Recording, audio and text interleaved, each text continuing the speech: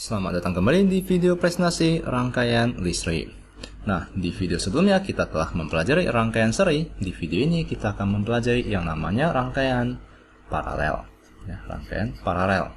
Nah, misalkan terdapat sebuah sumber tegangan, ya, misalkan adalah baterai, di mana ini akan berpotensial positif, ini akan berpotensial negatif. Lalu kita hubungkan dengan kabel, di mana kabel yang kita gambarkan pada rangkaian ini adalah konduktor yang sangat baik, di mana tidak terdapat hambatan sama sekali. Lalu kita rangkaikan dengan komponen elektronik di rumah kita, ya.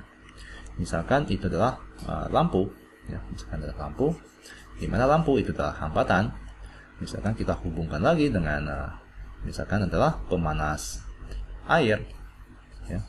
Di mana pemanas air juga merupakan hambatan. Ya. Nah, maka di sini misalkan ini adalah rangkaian tertutup, ya. Nah, maka misalkan di sini adalah hambatan pertama, ini adalah hambatan kedua, ini adalah V, yaitu tegangan, ya, sumber tegangan.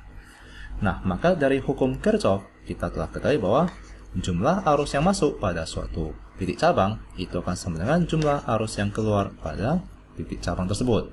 Nah, maka mari kita analisis titik cabang di sini. Maka jumlah arus yang masuk, ya, dimana itu tadi, itu akan sama dengan jumlah arus yang keluar pada titik cabang tersebut. Dimana misalkan ini adalah I1, yaitu arus yang melewati hambatan pertama, dan ini adalah I2, arus yang melewati hambatan kedua. Maka I itu sama dengan I1 tambah I2.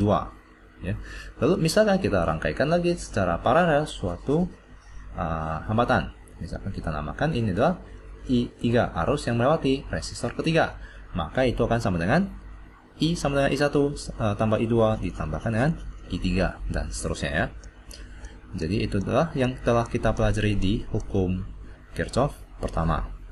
Nah, sekarang mari kita hapus hambatan yang ketiga. Nah, sekarang mari kita ke tegangan, ya, tegangan pada paralel.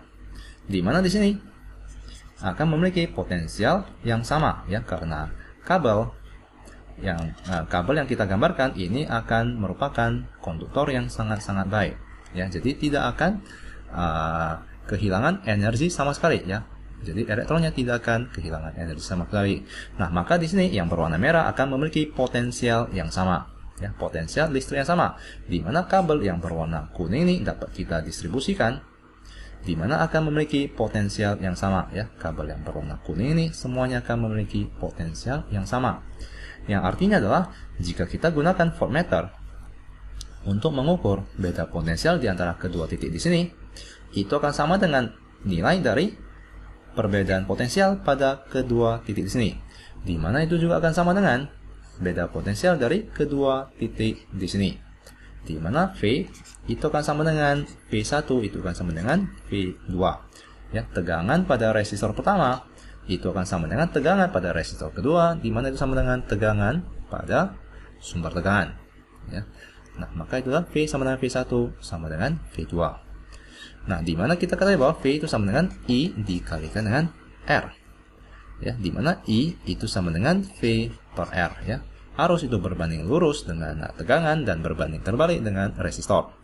Nah, dengan demikian maka kita dapat ubah persamaan ini itu menjadi seperti berikut, yaitu V per R, ya, I itu sama dengan V per R, itu akan sama dengan V1 per R1 ditambahkan dengan V2 per R2.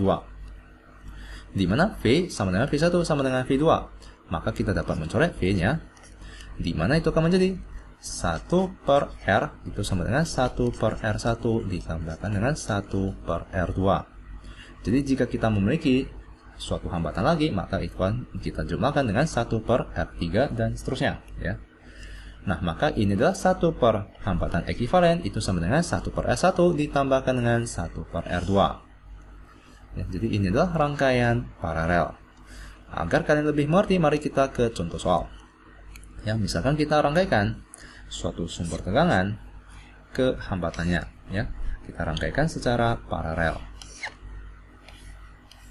Mari kita rangkaikan secara paralel ketiga hambatan tersebut, di mana ini adalah hambatan pertama, lalu di sini adalah hambatan ketiga, dan di sini adalah hambatan kedua. Ya. Jadi akan terdapat 3 hambatan. Lalu kita hubungkan, dan maka ini akan menjadi rangkaian tertutup. Lalu di sini adalah R1, di mana R1 itu adalah 10 ohm. Ini adalah R2, di mana R2 adalah 4 ohm. Misalkan di sini adalah R3 adalah 6 ohm. Nah, di mana sumber tegangannya adalah 60 volt. Nah, maka mari kita cari arus yang melewati hambatan pertama, yang melewati hambatan kedua, dan yang melewati hambatan ketiga. I1 itu sama dengan berapa? I2 sama dengan berapa? Dan I3 sama dengan berapa? Nah, caranya adalah demikian. Di mana kita ketahui bahwa potensial dari plat yang berwarna kuning ini dengan kabel yang berwarna kuning ini akan sama ya, karena tidak melewati resistor sama sekali. Jadi akan memiliki potensial yang sama. Di mana yang berwarna putih ini, merah ini, akan memiliki potensial yang sama. Nah, maka kita dapat sebutkan bahwa V potensial pada beda potensial pada sumber tegangan itu akan sama dengan beda potensial pada hambatan pertama, di mana itu sama dengan beda potensial pada hambatan kedua, di mana itu sama dengan beda potensial pada hambatan ketiga. Ya, di mana semuanya adalah 60 volt. Lalu kita juga ketahui bahwa dari hukum Ohm, V itu sama dengan I dikalikan dengan R.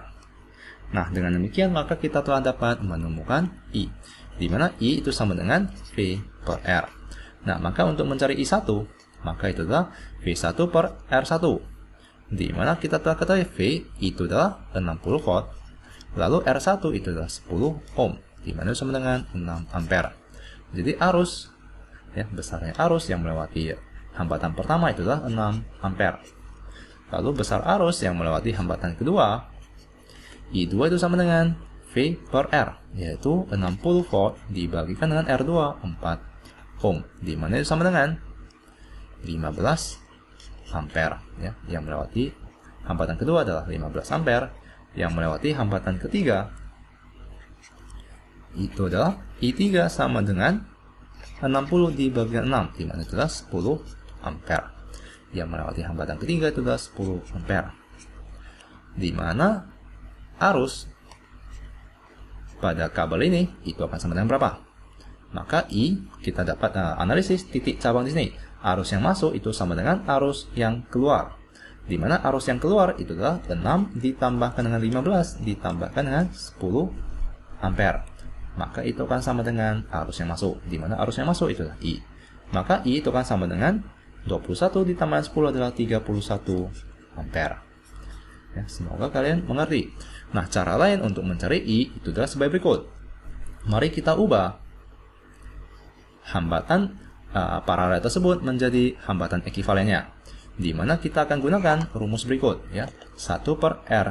1 per R ekivalen itu sama dengan 1 per R1 ditambah dengan 1 per R2 ditambahkan dengan 1 per R3. Ya, maka 1 per R paralel itu akan sama dengan 1 per hambatan pertamanya ditambahkan dengan 1 per hambatan kedua ditambahkan dengan 1 per hambatan ketiga. Di mana ini akan sama dengan 1 per hambatan pertama adalah 10 ohm, hambatan kedua adalah 4 ohm, hambatan ketiga adalah 6 ohm. Mari kita kalikan pecahan pertama dengan 6 per 6, di mana ini adalah 60 per 6 per 6 ya, 6 per 60. Lalu pecahan kedua mari kita kalikan dengan 15 per 15, maka ini akan menjadi 15 per 60.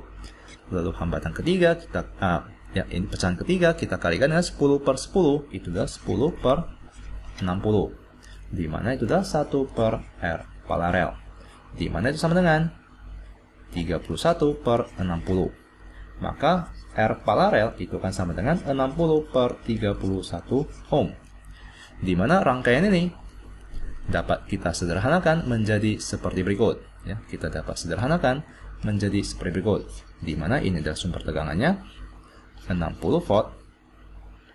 Lalu kita hubungkan dengan suatu hambatan dengan besar hambatan 60 per 31 ohm. Nah, dengan demikian untuk mencari arusnya I itu kita akan gunakan hukum Ohm.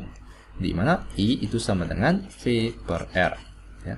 Di mana V itu adalah 60, dibagikan dengan R adalah 60 per 31. Di mana di sini akan sama dengan 31 ampere ya, 31 ampere. Jadi di sini kalian akan menemukan hasil yang sama ya. Nah, semoga kalian mengerti rangkaian paralel dan sampai jumpa di video selanjutnya.